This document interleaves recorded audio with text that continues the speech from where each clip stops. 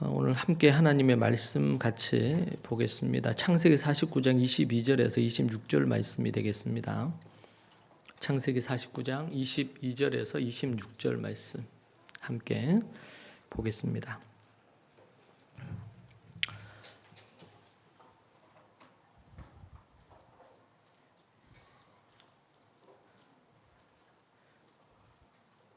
우리 천천히 함께 같이 읽으시겠습니다.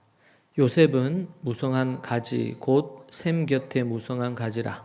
그 가지가 담을 넘었도다. 활 쏘는 자가 그를 학대하며 적개심을 가지고 그를 쏘았으나 요셉의 활은 도리어 굳세며 그의 팔은 힘이 있으니 이는 야곱의 전능자 이스라엘의 반석인 목자의 손을 힘입음이라. 내 아버지의 하나님께로 말미암나니 그가 너를 도우실 것이요 전능자로 말미암나니 그가 내게 복을 주실 것이라. 위로 하늘의 복과 아래의 깊은 샘의 복과 젖먹이의 복과 태의 복이로다. 내 아버지의 축복이 내 선조의 축복보다 나아서 영원한 산이 한 없음같이 이 축복이 요셉의 머리로 돌아오며 그 형제 중 뛰어난 자의 정수리로 돌아오리로다. 아멘. 야곱이 마지막 49장, 창세기 49장은 야곱이 마지막 죽음을 앞두고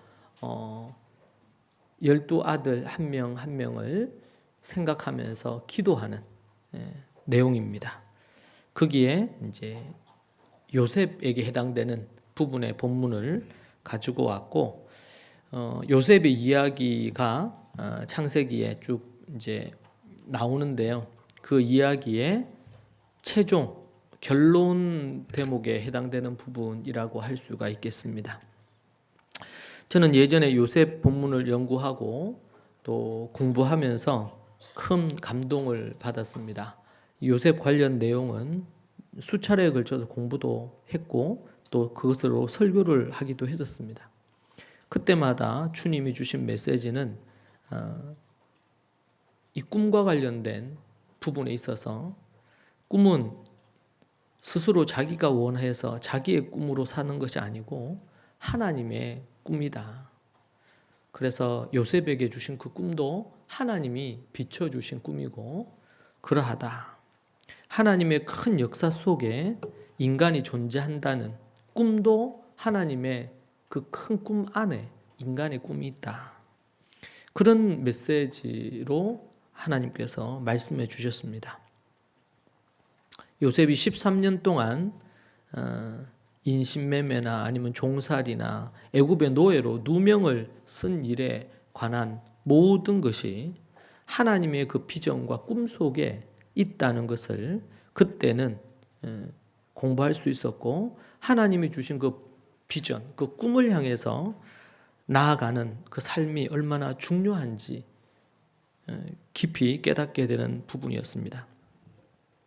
최근 주님이 새롭게 같은 본문으로 주신 메시지는 요셉 그가 꿈을 붙들고 산 것처럼 너도 우리도 그런 삶을 살아야 한다는 좀 더 업그레이드된 메시지를 주시는 것을 경험합니다. 물론 나의 꿈이 아닌 하나님의 꿈이어야 되겠죠. 그리고 그 꿈이 하나님의 꿈이 우리의 꿈이 되고 하나님께서 이 땅을 아름답게 만드시려고 하는, 세상을 아름답게 하시려고 하는 그 꿈과 관련된 부분이 될 겁니다.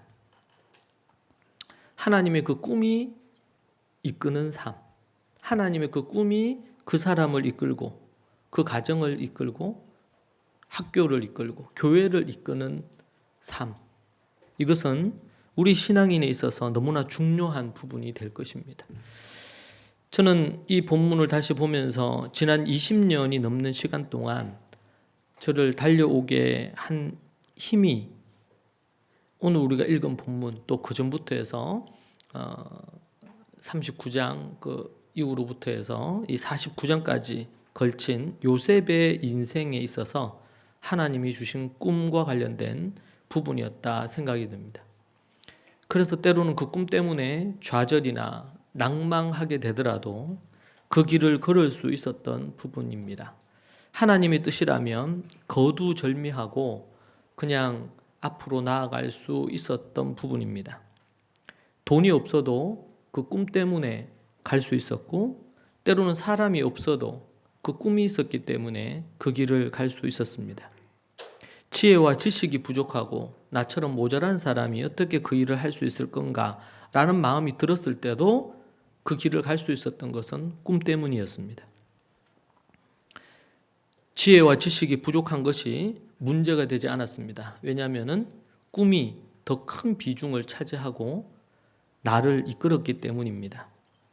하나님이 함께 하시는가? 그분이 하라고 하시는 것인가? 그것이 중요한 것이었습니다.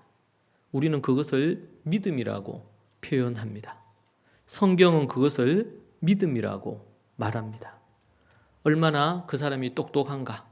얼마나 그 사람이 능력이 있는가? 얼마나 그 사람이 화려한 배경을 갖고 있느냐? 이것이 아니라 하나님께서 원하시는 것이 무엇인가? 그분이 하라고 하신 것인가? 그것이 중요한 부분입니다. 그래서 보이지 않아도, 앞에 보이지 않아도 아브라함이 나아갔던 것처럼 그렇게 나아갈 수 있는 것이죠. 꿈에는 두 가지가 있습니다. 하나는 꿈이라 그러면 두 종류가 있는데, 하나는 첫 번째 꿈은 자기가 꾸는 꿈입니다. 이것은 세상에서도 갖고 있는 꿈입니다. 나는 이런 부자가 되겠다. 나는 이런 일을 하는 사람이 되겠다. 자신의 꿈이죠, 꿈. 그것이 첫 번째 꿈이라고 할 수 있습니다. 이건 일반적인 꿈이기도 합니다. 어디서든 볼 수 있는 꿈입니다. 그런데 또 하나 꿈이 있는데, 이 꿈은 거듭난 꿈입니다. 더 이상 자신의 어떤 기대나 소망이나 자신이 원하는 바가 아니라 나는 죽고 거듭난 새로운 나가 거룩하고 정결하고 그리고 하나님의 꿈에 부합하는 꿈을 꾸는 것입니다. 이것이 바로 두 번째 꿈입니다. 하나님은 요셉에게 꿈을 주셨습니다. 그리고 그 꿈을 꾸고 나서 그는 매우 흥분했다고 성경은 말하고 있죠. 그래서 자랑을 했습니다. 그러나 시간이 지나면서 그 꿈이 자신이 생각했던 꿈과는 좀 다르다는 것을 알기 시작했습니다. 왜냐하면 그 꿈 꾸고 나서 그 다음부터 결코 순탄한 인생을 살지는 않았기 때문입니다. 그러면서 요셉은 그 꿈의 의미를 알게 되기 시작하고 고난과 역경을 견디면서 그 꿈이 어떻게 우물터서 열매를 맺고 나아가게 될지를 그가 어렴풋이 알기 시작합니다. 결국 그 13년의 세월은 그 꿈을 이루기에 적합한 자로 준비되는 시간이었고, 자기가 자기를 그리고 자신의 꿈을 죽이고 버리는 시간이었던 것으로 볼 수가 있습니다. 우리는 그리스도인은 꿈을 꾸는 것이 아니면 비전을 갖는 것이 잘못된 부분처럼 느껴질 때 있습니다. 왜냐하면 그 꿈이라 그러면 일반적으로 첫 번째 꿈, 세속적인 욕망이나 야망에 근거한 꿈이라고 우리는 보기 때문에 그렇습니다. 그래서 하나님의 꿈, 하나님의 뜻을 쫓아야 되지 우리의 꿈을 가져서는 안 된다. 이런 부분들에 대한 것들을 생각하게 됩니다. 이 세속적인 야망에 근거한 꿈이 일반적인 꿈으로 우리가 비춰지기 때문에 오해하거나 헷갈릴 수 있습니다. 그런데 요셉의 꿈을 보면 꿈을 꾸는 것이 무엇인지를 알 수 있습니다. 결정적인 이유는 다음과 같은데, 요셉의 꿈이 하나님 꿈 안에 있고 그 꿈의 한 부분이라는 것을 우리는 발견하게 됩니다. 매우 신선한 충격이죠. 인간의 어떤 꿈이, 한 개인이 가진 그 꿈이 하나님의 꿈, 하나님의 뜻과 맞닿아 있다는 것입니다. 이것은 매우 신선한 것입니다. 하나님이 하나님의 꿈이라고 말하기는 좀 하나님께 적절한 단어가 아닐 수도 있어요. 왜냐하면 그분은 전지전능하신 분이고 그분에게는 이루지 못하실 일이 없으니 그분에게 어떤 꿈이라고 하기는 어렵겠습니다. 다르게 표현한다면 신학적으로 하나님의 뜻이다, 하나님의 계획이다, 그렇게 표현을 합니다. 근데 좀 더 그냥 인간적인 친숙한 표현을 한다면 꿈이라고 우리가 얘기를 해보죠. 하나님의 구원의 계획, 그 구원의 꿈이 있다고 하십시다. 근데 그 꿈을 이루는 데 있어서 하나님은 사람을 사용하시죠.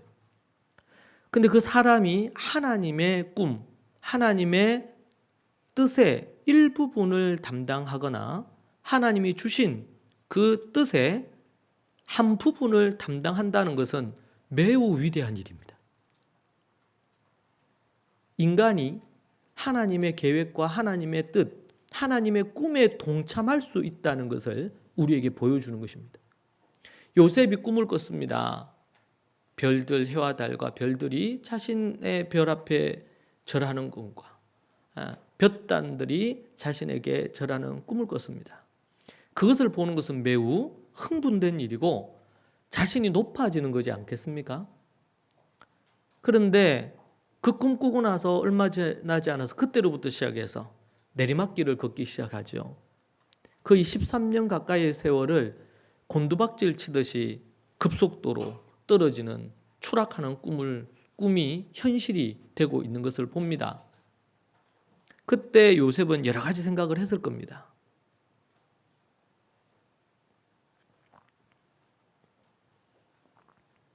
하나님께서는 하나님의 그 뜻과 하나님의 그 꿈을 이루기 위해서 한 사람, 요셉을 준비시키시는데 그 꿈에 합당한 자로 준비시킵니다. 자기가 높아지는 세속적인 야망과 욕망의 꿈인 줄 알았을 수 있습니다. 처음에는. 그러니까 형제들이 시기했겠죠. 저 꿈꾸는 미친놈이 온다. 지가 어떻게 모두가 저라는 그게 가능하냐. 그런데 겉으로 보이는 그 결과적인 그 꿈과는 다르게 그것은 하나님의 꿈의 일부분이었다는 거예요. 그것을 그는 13년의 세월을 지내는 동안 발견하게 되고 깨닫게 됩니다.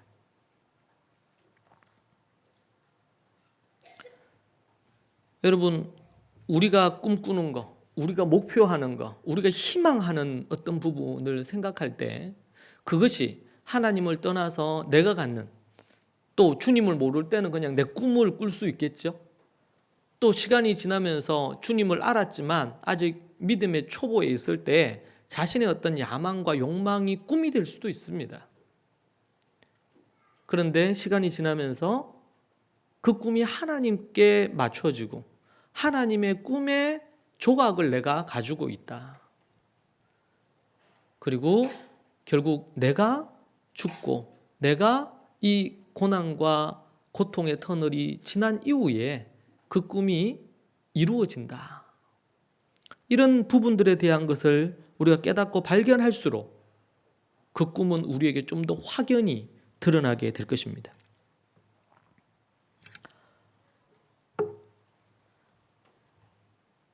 큰 그림, 하나님의 큰 그림이 완성되는 일을 우리는 보게 될 건데 그것이 큰 것이거나 작은 것이거나 한 사람에게 있어서 볼 때 중요해 보이는 것이든 덜 중요해 보이는 것이든 그것이 하나님의 뜻과 그분의 꿈 안에 조각조각이라면 그것은 의미가 있는 것입니다.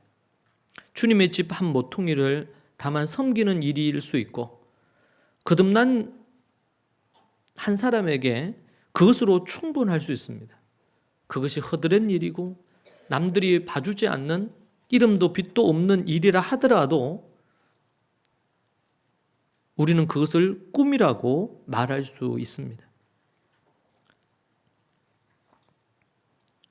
하나님은 자신의 계획, 자신의 뜻, 이 하나님의 뜻을, 그 꿈을 하나님께서는 사람을 통해서 이루시고 그리고 그것을 이룬 그 사람에게 네가 잘하여서 이 일이 이루어졌다고 그렇게 하나님이 인도해 주셨고 꿈도 주셨고 이루어 주시기도 했음에도 불구하고 하나님께서 인간에게 영광을 돌려주십니다. 우리는 하나님의 꿈의 연장선상에서 거듭난 하나님의 사람들은 꿈을 꿔야 한다는 것을 우리는 생각합니다. 하나님께서는 심지어 자신의 뜻을 위해서 성경을 보면 이방의 왕들도 그리고 또 총독들도 하나님께서 사용하셔서 하나님의 뜻을 이루는 도구로 이용하시는 것을 볼 수가 있습니다.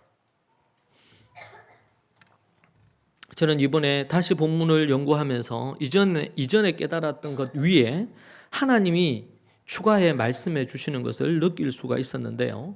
빌립보서 2장 13절의 말씀을 보면 너희 안에 행하시는 이는 하나님이시니 자기의 기쁘신 뜻을 위하여 너희에게 소원을 두고 행하게 하시나니 이렇게 말씀하십니다. 빌립보서 2장 13절에 너희 안에서 행하시는 이는 하나님이시니 한 사람 안에 거듭난 한 사람 안에 행하시는 이가 있다는 거예요. 일하시는 분이 계시다는 거예요. 그 마음에. 누구시냐? 하나님이시다. 하나님은 살아계시고 일하시는 분입니다. 그분은 움직이시는 분이에요. 그분은 여러분 안에 들어가시는 분이라고 말하고 있습니다. 빌립보서에서 너희 안에서 행하신다. 그러니까 우리 안에 들어오셔서 우리 안에 계시기에 여러분 안에 계셔서 움직이시고 들어가셔서 움직이신다는 거예요. 물론 그분이 여러분 안에 거하시도록 우리가 그분을 받아들이는 우리의 태도가 또 필요하겠죠. 그런데 우리 안에 들어오셔서 모세를 부르신 하나님을 보면 우리는 잘 알 수 있습니다. 출애굽과 율법을 받는 시내산 사건과 그리고 가나안을 향해서 진군하는 가나안 정복 비전, 이 꿈을 약속의 땅을 얻는 그 꿈을 이루기 위하여 하나님은 한 사람 모세를 부르시죠. 근데 모세를 부르는 그 일련의 과정들이 성경에 자세히 나와 있습니다. 그냥 하나님이 가라고 해서 그냥 간 게 아닙니다. 모세는 가지 않겠다고 하고 하나님은 그 모세를 계속 설득을 하는 긴 내용이 등장을 합니다.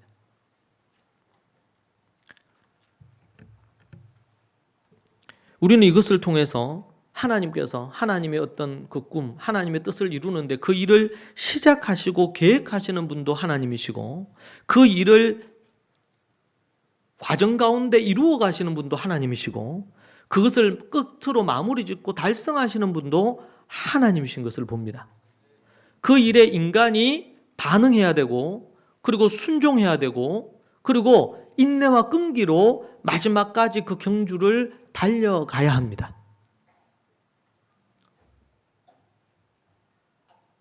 신학적으로는 이거는 신인 협동이다.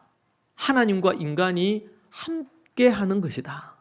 여러분 하나님이 힘이 없어서 인간을 불러가지고 몇 번 모세한테 좀 가서 이스라엘을 좀 해방시켜라.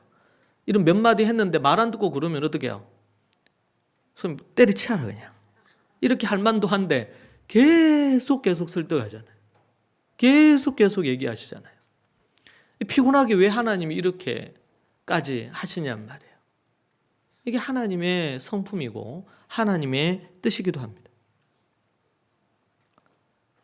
그를 설득하고 이끄시고 그렇게 하면서 모세가 하나님의 마음을 알고 그가 성숙해가고 변화되어가고 이런 여러 상황들이 우리는 출애굽기를 통해서 발견하는 스토리예요. 그 하나님은 이 꿈과 관련해서 하나님의 뜻을 이루는 데 있어서 그분은 알파와 오메가입니다. 처음이자 그분은 과정이기도 하고 그리고 그분은 마지막입니다. 우리는 그 하나님의 큰 계획과 꿈 안에 빅피처 안에 우리가 있다는 사실을 기억해야 됩니다. 그리고 우리의 소망, 우리의 꿈 이것을 생각을 해야 됩니다. 오직 하나님은 자신의 기쁘신 뜻을 위해서 그렇게 하십니다. 하나님은 매우 목적지향적이십니다. 그 뜻을 어떻게든 이루십니다. 그 과정 속에 이스라엘이 실패하거나 한 인간 누군가가 실패해도 하나님은 포기하지 않습니다. 끝까지 그 일을 이루어 가시고 다른 또 누군가를 세워서 그 일을 이루어 가십니다. 하나님의 나라를 이루기 위해 모든 것을 하나님께서는 제거하시기도 하고 심지어 독생자 아들을 십자가에 달기까지 하심으로 하나님은 자신의 의와 뜻을, 자신의 나라를 구하고 세우십니다. 이것이 바로 하나님의 원리, 하늘의 원리입니다. 자신의 기쁘신 뜻을 위해 하나님은 여러분에게 소원을 두신다고 오늘 얘기합니다. 빌립보서에. 빌립보서 2장을 다시 보시면 너희 안에 행하시는 이는 하나님이시니 자기의 기쁘신 뜻을 위하여 너희 안에 너희에게 소원을 두고 여러분 안에 소원을 두고 그 소원을 행하게 하신다. 하나님께서 여러분 안으로 우리 안으로 들어오셔서 그 하나님께서 자신의 기쁘신 뜻의 소원을 인간이 소원을 품게 하시고 그리고 그 소원을 행할 수 있도록 만드신다. 하나님께서 아담 이후로 인류의 하나님의 뜻을 이루었던 모든 사람들이 이 빌립보서 2장 13절의 원리로 하나님은 자신의 뜻을 이루셨습니다.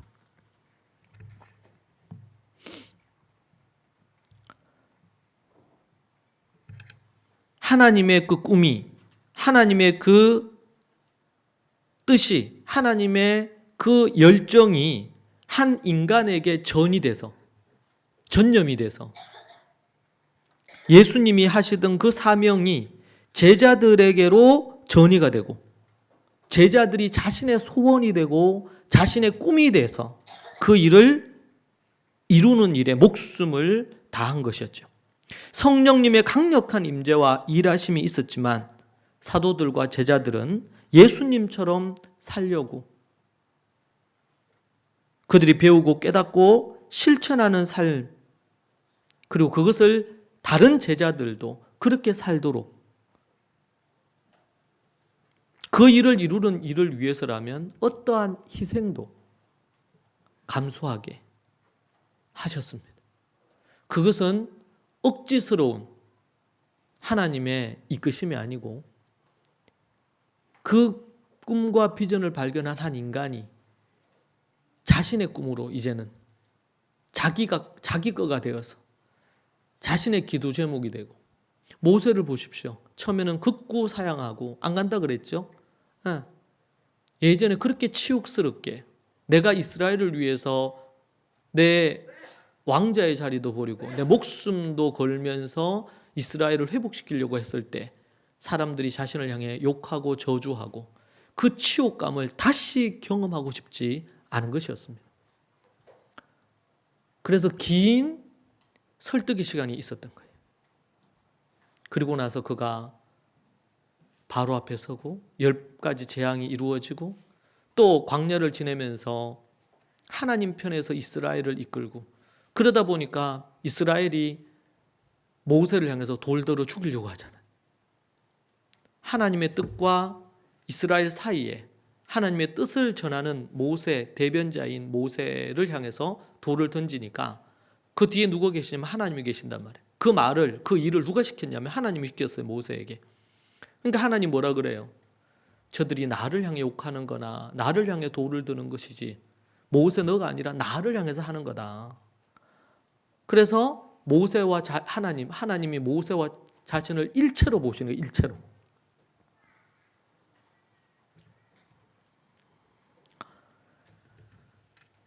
그래서 이제는 모세가 하나님의 뜻에 불타오르는 모습이 되죠. 그리고 하나님처럼 진노하기도 하고 하나님의 뜻대로 그들을 이끌기 위해서 그들을 가르치기도 하고 책망하기도 하고 심지어 자신의 목숨의 위협이 있어도 자신의 생명의 위협이 있어도 개의치 않고 하나님의 뜻을 이루는 것에 과감하게 나아갑니다. 그는 용기 있는 사람이 아니었죠. 나서지 않으려고 했던 부분이었습니다. 하나님의 꿈이 나의 꿈이 되었고 하나님의 뜻이 내 뜻이 된 것입니다. 하나님의 계획이 나의 계획이 되었습니다. 하나님의 생각이 내 생각이 된 것입니다. 이것이 거듭난다. 그리고 하나님 앞에 우리가 선다는 것에 같은 의미입니다. 그분의 자녀가 되고 그분의 제자가 된다는 것입니다. 우리가 상속자라는 말을 쓰죠. 상속자. 이것은 단순히 그분이 가진 재산을, 부모가 가진 재산을 내가 물려받는다, 이런 의미를 넘어서서 그 부모가 가지고 있던 꿈과 비전을 내 것으로 한다 라는 것과 관련이 되는 것입니다. 여러분, 인간에게 이보다 더 큰 영광이 있겠습니까? 저는 없다고 생각합니다. 그래서 저는 지난 20여 년 지나는 동안 달려온 그 걸음이, 그 이전 제가 캠퍼스에 사역하고 이런 것까지 대학 때부터 시작해서 캠퍼스 선교 사역을 하고 교회 개척 사역을 하고 다음 세대 사역을 하고 이렇게 달려온 거의 30여 년의 그 시간 동안 지난 시간으로 돌아보면 결코 후회가 없습니다. 그리고 함께 때로는 20여 년 함께 달려온 우리 동력자들과 함께 했던 그 시간이 참 행복하고 또 우리 사랑하는 동력자들을 사랑합니다. 각양의 모양으로 함께 했고 하나님의 큰 그림 안에서 모두 최선을 다해서 달려왔다고 생각합니다. 물질도, 돈도, 그리고 마음도, 우리의 육신도, 우리의 영혼까지 갈아 넣어서 달려왔기에 물론 부족한 것도 있고 아쉬운 것도 있지만 그러나 후회는 없습니다. 그 부족한 것이나 아쉬운 것보다 수십만 배 더 큰 하나님의 풍성함을 지나오면서 누렸기 때문입니다. 그분이 그 일을 시작하셨고 그분이 그 일을 진행하셨고 그분이 그 일을 이루어가고 계십니다. 저는 마틴 루터 킹 목사님을 참 존경하고 좋아합니다. 그의 유명한 설교가 연설이 있죠. 나에게는 꿈이 있습니다. I have a dream 이라는 연설입니다. 미국의 흑인 인권 운동 지도자이자 침례교 목사였던 마틴 루터 킹 주니어입니다. 비폭력적인 시민 불복종을 통해서 흑인 인권 운동을 이끌었고 그의 희생과 헌신은 미국 사회에 엄청난 영향을 주었습니다. 그는 갖가지 많은 그런 귀한 영향력을 줬고 결국 그것을 인정받아 노벨 평화상을 1964년 인종차별 철폐에 기여한 공로로 받게 됩니다. 앞에서 언급한 그의 유명한 연설은 전문이 이렇습니다. 번역해서 보면 오늘 저는 여러분에게 희망의 꿈을 이야기하고 싶습니다. 이 꿈은 억압과 불의의 긴 밤 속에서 흑인들이 꿈꾸는 꿈입니다. 100년 전 미국은 흑인들에게 자유를 약속했습니다. 그러나 100년이 지난 지금도 흑인들은 여전히 자유를 얻지 못했습니다. 여러분 제가 주보에 그걸 실어놨는데요. 자유의 나라로 불리는 미국에서 흑인들은 여전히 감옥에 갇혀 있습니다. 자유의 땅이라고 불리는 미국에서 흑인들은 여전히 차별과 억압을 받고 있습니다. 그러나 저는 오늘 여러분에게 꿈을 이야기하고 싶습니다. 언젠가는 조지아주의 언덕에서 옛 노예들의 아들들과 옛 노예 주인들의 아들들이 형제처럼 한 테이블에 앉아 함께 식사할 것이라는 꿈을 꾸고 있습니다. 언젠가는 미시시피 주가 불의와 폭력으로 넘쳐나는 사막이 아닌 자유와 정의의 오아시스가 될 것이라는 꿈을 꾸고 있습니다. 언젠가는 뉴햄프셔 주의 산들이 자유의 종소리로 울려 퍼질 거라는 꿈을 꾸고 있습니다. 언젠가는 조지아주, 알라바마주, 미시시피주와 같은 불타는 불의와 억압으로 가득 찬 모든 주들이 자유와 정의의 영광으로 빛날 것이라는 꿈을 꾸고 있습니다. 언젠가는 모든 하나님의 자녀들이 자유롭게 살 수 있는 날이 올 것이라는 꿈을 꾸고 있습니다. 언젠가는 자유의 종소리가 모든 미국 구석구석에 울려 퍼져 모든 하나님의 자녀들이 백인이든 흑인이든 자유롭게 나에게는 꿈이 있습니다 라는 노래를 할 수 있는 날이 올 것을 꿈을 꾸고 있습니다.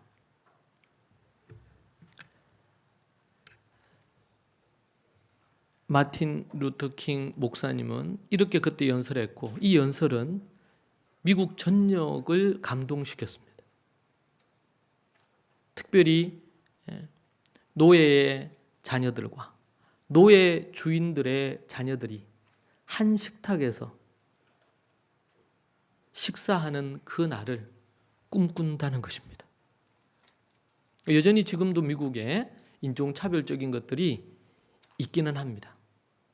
그러나 이 마틴 루터 킹 목사님이 이 연설을 할 때 그때 흑인들의 인권은 지금과는 비교가 되지 않는 부분이었습니다.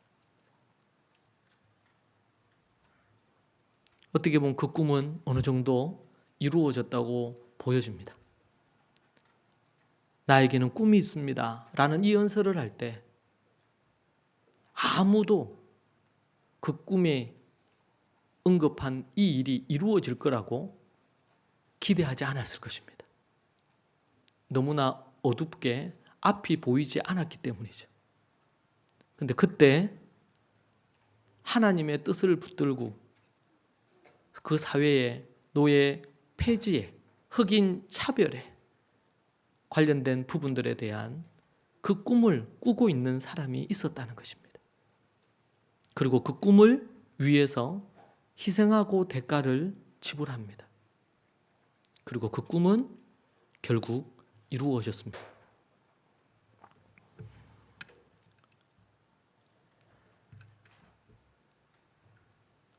한국에 온 여성 선교사가 있습니다. 100년 전이죠. 셔도우 홀이라는 여성 선교사가 있습니다. 20대 중반의 여성입니다.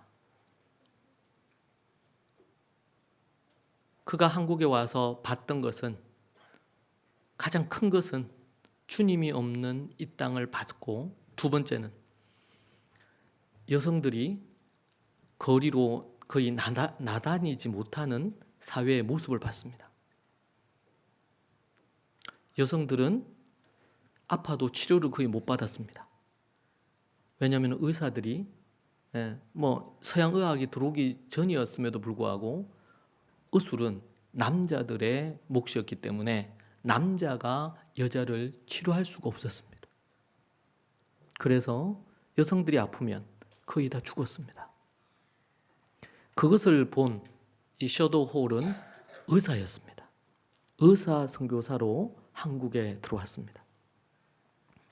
들어와서 얼마 지나지 않아 결혼을 했는데, 동료 선교사이죠. 그도 의사였습니다. 그런데 얼마 지나지 않아서 남편이 죽습니다. 그리고 첫째 딸이었는데 첫째도 얼마 지나지 않아 죽어요. 선교지에 왔는데 이 타국 땅에서 남편도 잃고 자식도 잃습니다. 그러면서 그가 했던 것은 여성들을 위한 학교를 시작을 합니다. 그리고 여성들을 위해 병원을 시작을 합니다. 지금 병원이라 그러면 번듯한 건물을 가진 병원이고, 학교라 그러면 아주 좋은 건물을 생각하지만 그때는 그런 것이 있을 수가 없었지요. 단칸방에서부터 시작이 되었습니다. 여성들도 남자와 동일한 인격을 가진 사람이라는 것에 대해서 가르치기 시작했습니다.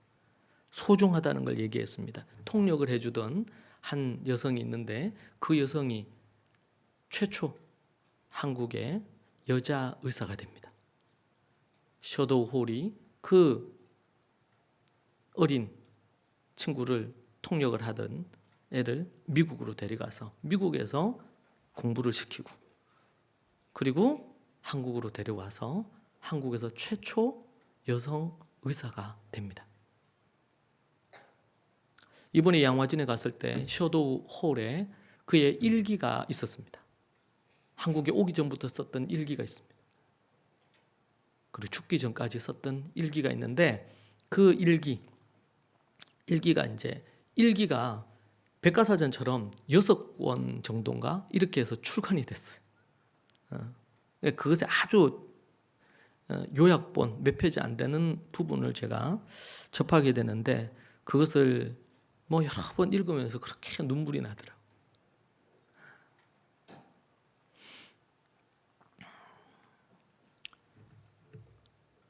주님의 복음을 전하는 그 일을 꿈꾸고, 그리고 그 복음을 가진 자가 봤을 때 여성들의 처우와 그 어려움과 고통을, 그리고 아파도 치료를 받지 못하는, 그리고 배울 수 있는 기회를 갖지 못했던,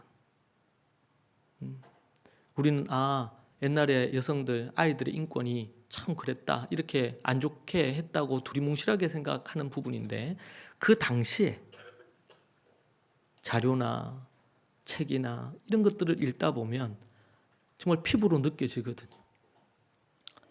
당시에는 여자들이 사람으로 취급되지 않았던 시대입니다. 여러분, 그것이 수백 년, 수천 년 전의 얘기가 아니라 고작 100년도 안 된 이야기입니다. 100년도 안 된 이야기.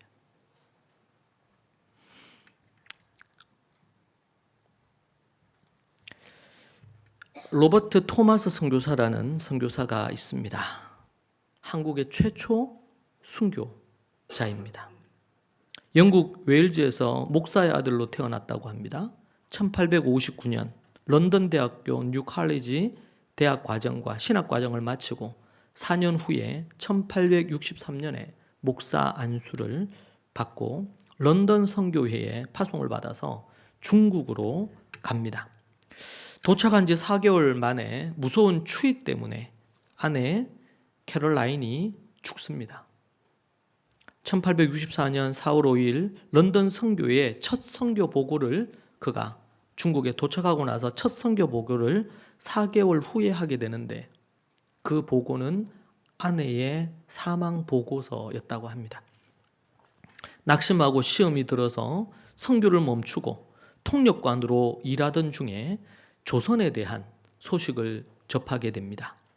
그리고 그가 조선을 마음에 품고 기도하기 시작을 하죠. 1965년 9월부터 12월까지 황해도 일대를 조선을 처음 방문해서 3개월간 의학 훈련을 받았다고 합니다.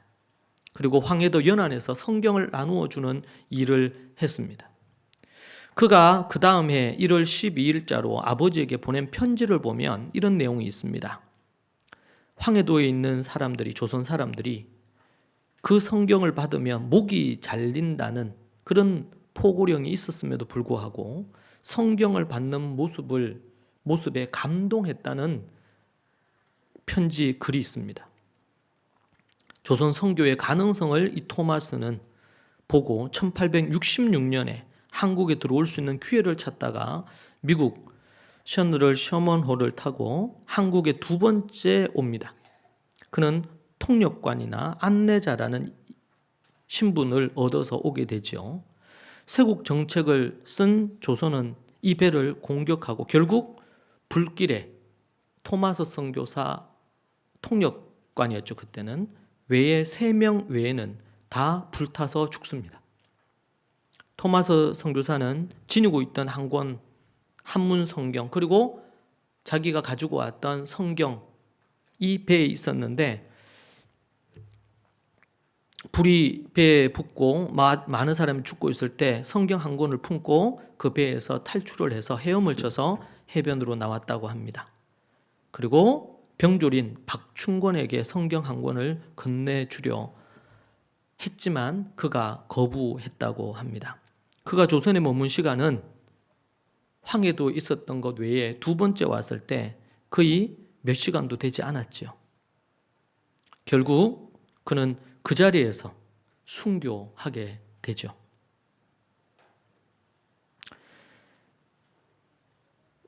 토마스를 죽인 병사 중 한 사람, 결국 박충권은 집으로 가는 길에 이 성경을 주워 들고 간다고 합니다. 왜 나에게 어떻게든 이 책을 주려 했는가? 그가 죽으면서까지 전달하려고 했던 책이니까요.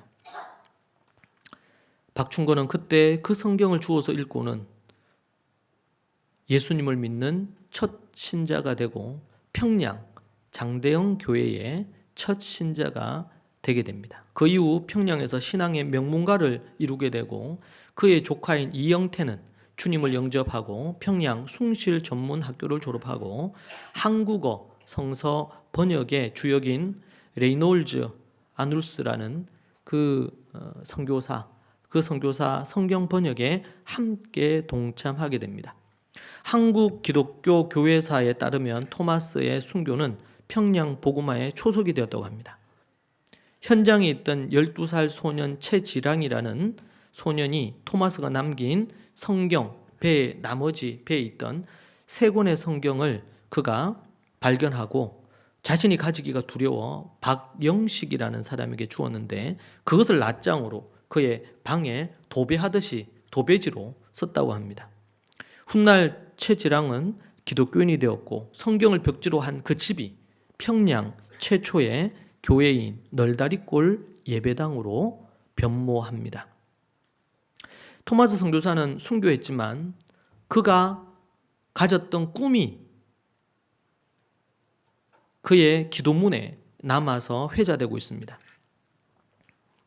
그가 조선을 마음에 품고 이 조선의 복음이 전해지고 하나님 앞에 구원 얻는 하나님의 사람들이 일어나기를 그는 소망했습니다. 첫 순교자였던 토마스 선교사, 그는 이런 기도를 했다고 알려져 있습니다. 보이지 않는 조선의 마음이라는 제목입니다. 주여, 지금은 아무것도 보이지 않습니다. 주님, 메마르고 가난한 땅, 나무 한 그루 시원하게 자라 오르지 못하고 있는 땅에 저희들을 옮겨와 앉았습니다. 그 넓고 넓은 태평양을 어떻게 건너왔는지 그 사실이 기적입니다. 주께서 붙잡아 뚝 떨어뜨려 놓으신 듯한 이곳, 지금은 아무것도 보이지 않습니다. 보이는 것은 고집스럽게 얼룩진 어두움뿐입니다. 어둠과 가난과 인습에 묶여있는 조선 사람뿐입니다. 그들은 왜 묶여있는지도 고통이라는 것도 모르고 있습니다. 고통을 고통인 줄 모르는 자에게 고통을 벗겨주겠다고 하면 의심부터 하고 화부터 냅니다. 조선 남자들의 속셈이 보이지 않습니다. 이 나라 조정의 내심도 보이지 않습니다. 가마를 타고 다니는 여자들은 영영 볼 기회가 없으면 어쩌나 합니다. 조선의 마음이 보이질 않습니다. 그리고 저희가 해야 할 일도 보이지 않습니다. 그러나 주님, 순종하겠습니다. 겸손하게 순종할 때 주께서 일을 시작하시고 그 하시는 일을 우리들의 영적인 눈이 볼 수 있는 날이 있을 줄 믿습니다. 믿음은 바라는 것들의 실상이요 보지 못하는 것들의 증거니라고 하신 말씀 따라 조선의 믿음의 앞날을 볼 수 있게 될 것을 믿습니다. 지금은 우리가 황무지 위에 맨손으로 서 있는 것 같사오나 지금은 우리가 서양 귀신, 양귀자라고 손가락질을 받고 있사오나 저희들이 우리 영혼과 하나인 것을 깨닫고 하늘나라의 한 백성, 한 자녀임을 알고 눈물로 기뻐할 날이 있음을 믿나이다. 지금은 예배드릴 예배당도 없고 학교도 없고 그저 경계와 의심과 멸시와 천대함이 가득한 곳이지만 이곳이 머지않아 은총의 땅이 되리라는 것을 믿습니다. 주여 오직 제 믿음을 붙잡아 주소서.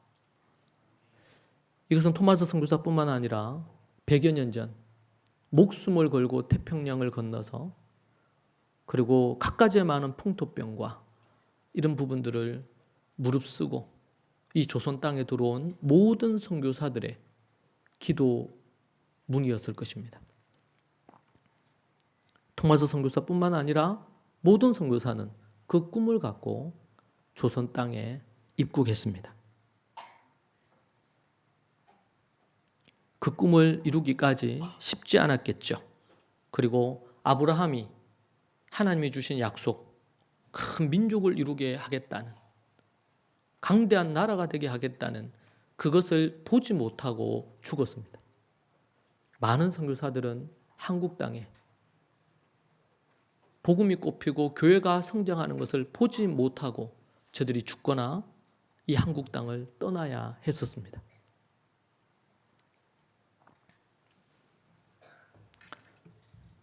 앞에 마틴 루터 킹 목사님도 그러하고 또 셔도우 홀 선교사도 그러하고 이 토마스 선교사뿐만 아니라 수많은 선교사들이 그러하고 그들이 가졌던 꿈이 있습니다. 그 꿈은 하나님의 나라, 하나님의 꿈과 맞닿아 있습니다. 그리고 그 꿈이 우리의 꿈이 되도록 만든 것이죠. 하나님의 그 꿈은 그렇게 조각조각 하나님이 주신 비전, 사명이라는 부분을 갖고 조선 땅에, 미국 땅에, 세계 곳곳에 그 꿈을 자신의 꿈으로 여기고 그 꿈을 이루기 위하여 기도하고 헌신하고 때로는 희생하고 그렇게 했었습니다. 남편도 아내도 자식도 이 조선 땅에 묻어야 했던 선교사들이 얼마나 많은지 모릅니다. 그 노고와 희생과 죽음 위에 한국교회가 서 있다는 것을 결코 우리가 잊어서 안 될 일입니다. 그래서 이번에 우리 하역 캠프 제가 준비하면서 하루를 그 주제로 다뤄야 되겠다. 그런 마음을 갖고 제가 준비합니다. 다시 요셉의 이야기로 돌아가서 그 요셉은 하나님께서 그에게 꿈을 주셨습니다. 앞서 언급했던 것처럼 밭에서 곡식단이 묶여 있는데 그 곡식단들이 자신의 곡식단에게 절하는 꿈을 꾸고 해와 달과 11별이 자신의 별에게 절하는 꿈을 그가 꾸었습니다. 하나님이 그에게 꿈을 주었습니다. 미래에 일어날 일에 대한 것을 하나님이 보여주신 것이죠. 그래서 고초도 당했습니다. 요셉을 멀리서 보고 죽이기로 꾀하고 서로 이르되 꿈꾸는 자가 오는도다. 자, 그를 죽여 한 구덩이에 던지고 우리가 말하기를 악한 짐승이 그를 잡아먹었다 하자. 그의 꿈이 어떻게 되는지를 우리가 볼 것이니라. 형들은 그렇게 얘기했습니다. 여러분, 꿈을 가졌을 때 반드시 찾아오는 것이 있습니다. 꿈을 가진 자에게 오는 게 있어요. 첫 번째가 뭐야? 고난과 역경이 찾아옵니다. 그리고 꿈을 갖고 있으면 그 고난과 역경이 반드시 오는데 이 고난과 역경을 견딜 힘을 얻게 됩니다.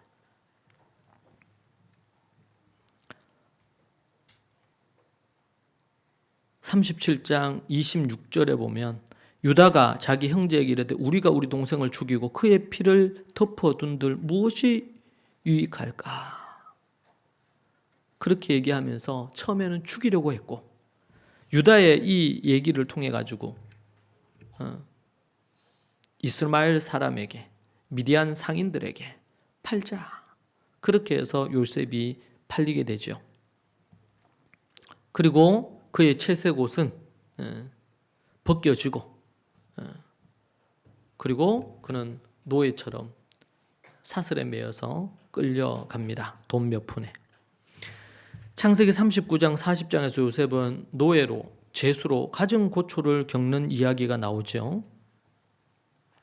좀처럼 미래가 보이지 않았습니다. 끝없는 절망으로 나락으로 떨어지는 기분이었을 겁니다. 그에게 희망이 없어 보입니다. 그렇게 노예로 살다가 재수로 억울한 누명 뒤집어 쓰고 살다가 그는 죽을 인생으로 그렇게 보이는 대목이지요. 여러분, 꿈을 가진 자에게 반드시 찾아오는 것이 고난과 역경입니다. 그것 없이 결코 꿈으로 나아갈 수가 없습니다. 고난과 역경. 우리 인생에 있어서 반드시 찾아오는 것입니다. 놀라거나 당황해하지 마십시오. 문제는 이 꿈을 진정으로 가진 자는 이 고난과 역경과 고통을 견딜 힘을 주님으로부터 얻게 된다는 겁니다. 거기에 우리의 초점을 둬야 됩니다. 그러지 않고 어려움, 고난, 역경 여기에 초점을 두게 되면 그냥 우울해집니다.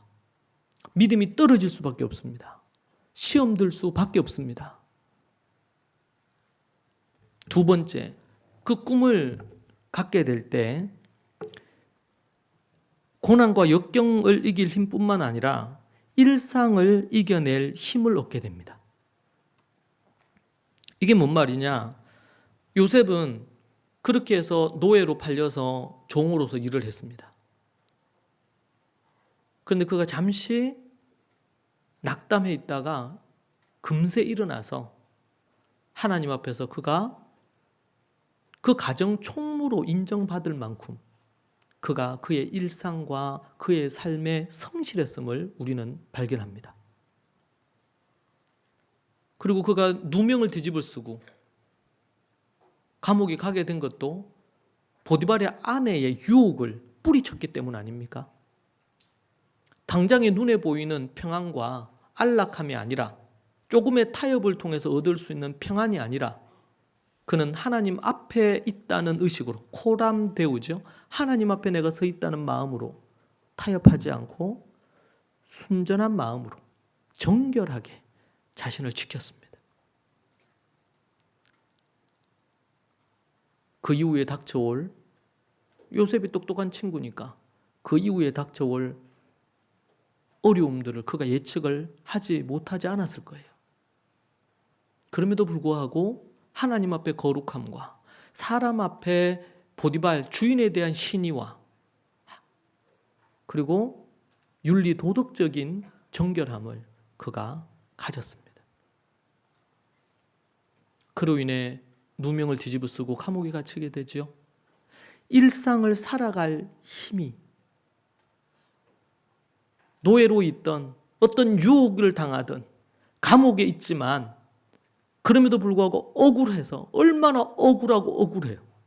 그런 마음이라도 조금이라도 품고 그 보디발의 아내와 하루라도 함께 했더라면 억울함이 덜할지 모르겠는데 그렇지 않아요 전혀. 그 억울함이 있음에도 그가 감옥에 들어가서 한동안 충격이었겠지만 훌훌 털어버리고 감옥에서 죄수로서 정말 슬기로운 깜방 생활을 한 거죠. 그는 관수처럼 일하게 되고 그리고 그곳에서도 하나님은 보디발의 집에서뿐만 아니라 감옥에서도 그를 형통하게 하셨다. 할렐루야. 그에게 하나님이 주신 꿈이 있었기에 꿈을 가진 자에게 나타날 수 있는 것 중에 한 부분이 바로 일상의 이 고되고 힘든 것을 이겨낼 수 있는 힘이 생긴 것입니다. 그것이 있는 것입니다. 그에게.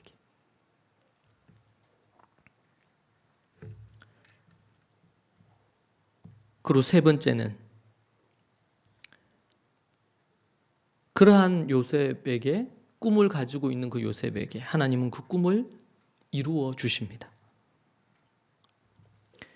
제가 너무 감동이었던 것이 창세기 41장의 모습입니다. 드디어 그가 바로 앞에 서게 되는 것입니다. 바로가 사람을 보내 요셉을 부르매 41장 14절에 나오는데요. 그들이 급히 그를 옥에서 내놓은지라 요셉이 곧 수염을 깎고 그의 옷을 갈아입고 바로에게 들어가니 바로가 요셉에게 이르되 내가 한 꿈을 꾸었으나 그것을 해석하는 자가 없더니 들은즉 너는 꿈을 들으면 능히 푼다 하더라. 16절.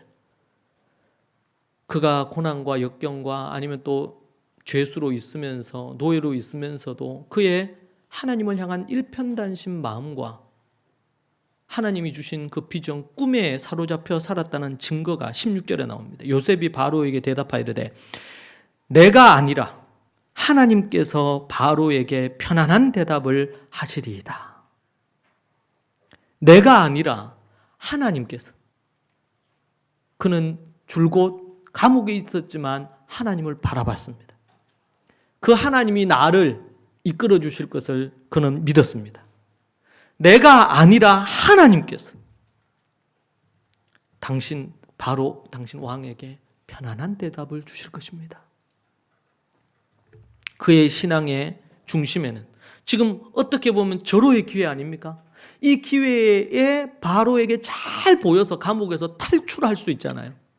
아니 어느 좋은 자리에 오르는 게 아니고 감옥에서 탈출만 해도 억울한 누명 뒤집어 쓰고 들어갔으니. 그런데 그때에도 지금 감옥에 나올까 말까 이게 중요한 게 아니고 꿈을 해몽해달라는 그 말에 내가 한 것이 아니고 하나님께서. 이것은 그가 지난 13년을 어떻게 살았는지를 보여주는 매우 귀중한 고백입니다. 내가 아니라 하나님께서. 내가 아니라 하나님께서. 여러분 나이가 들면 들수록 조심해야 되는 것이 자기 자랑하는 거랍니다. 자기 자랑하는 사람 주변에서 싫어해요. 요셉처럼 내가 아니라 주님께서.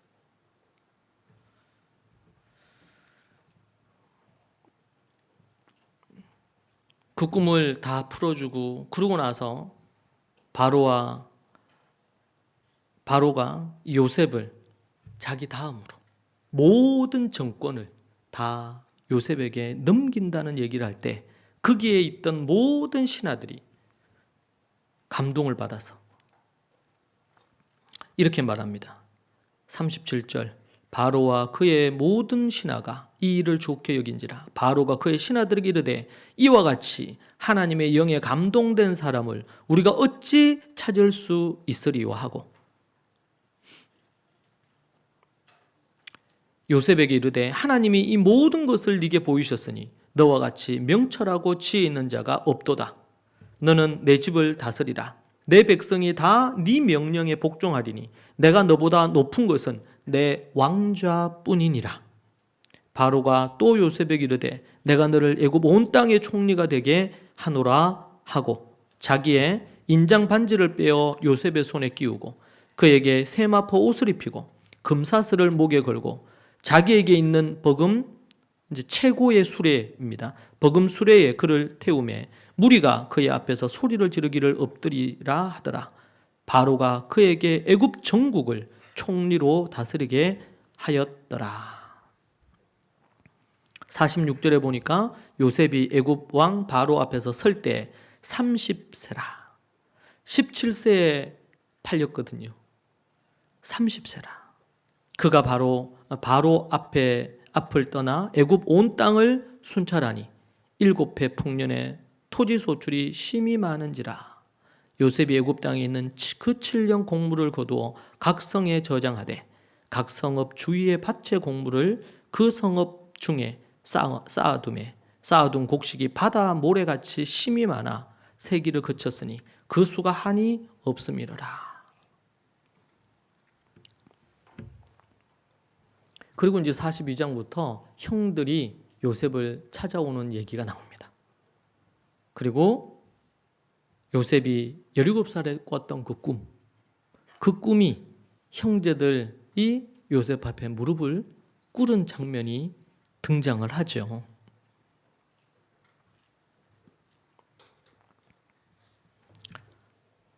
여러분에게 하나님이 꿈을 주십니다. 꿈 없이 정신없이 살아가서는 안 됩니다.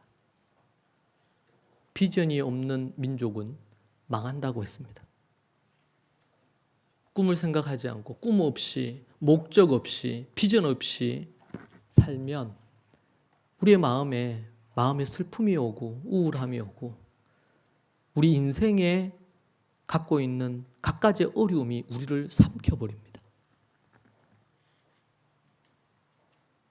그런데 그 꿈이 세상의 야망, 욕망을 위한 꿈이 아니어야 되겠죠. 그 꿈이 거듭난 꿈이어야 되겠고 하나님의 꿈이어야 됩니다. 초대교회 성도들은 말씀의 사람이 되고 말씀을 전수하고 말씀을 전파하는 것이 저들의 꿈이었습니다. 그 일을 위해 모든 것들을 동원했습니다. 이 세상을 하나님이 원하시는 아름다운 모습으로 바꾸는 꿈, 우리에게 말씀의 사람이 되고 말씀을 전수하고 말씀을 전파하는 이것이 우리의 꿈이자 우리의 목표이자 우리의 비전이 되어야 될 줄로 믿습니다. 초대교회의 그 모습으로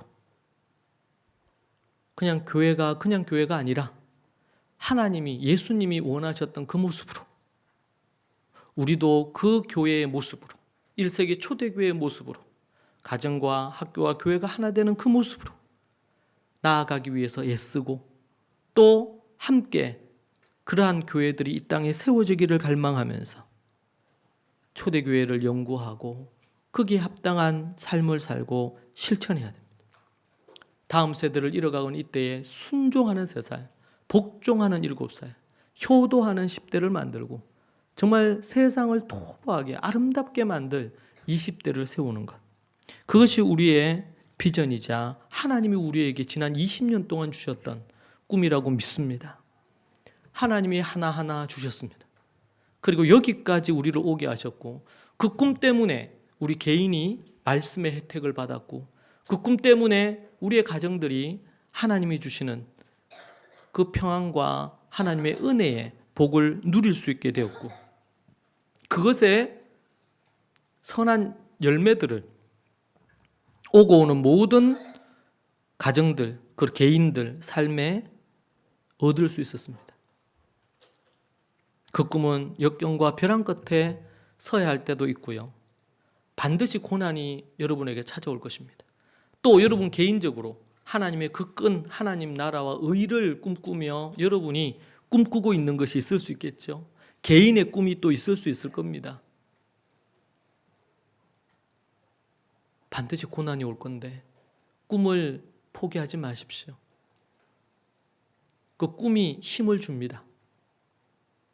그리고 그 꿈을 가지고 있으면 그 꿈을 이룰 힘뿐만 아니라 일상의 삶에 그 꿈을 향해서 노력하고 애쓰지만 요셉이 감옥에 있으면서 매일 청소하고 간수의 지시를 따르고 아주 소소하고 사소한 것 일상의 삶을 살 수 있는 힘을 얻을 수 있는 것입니다.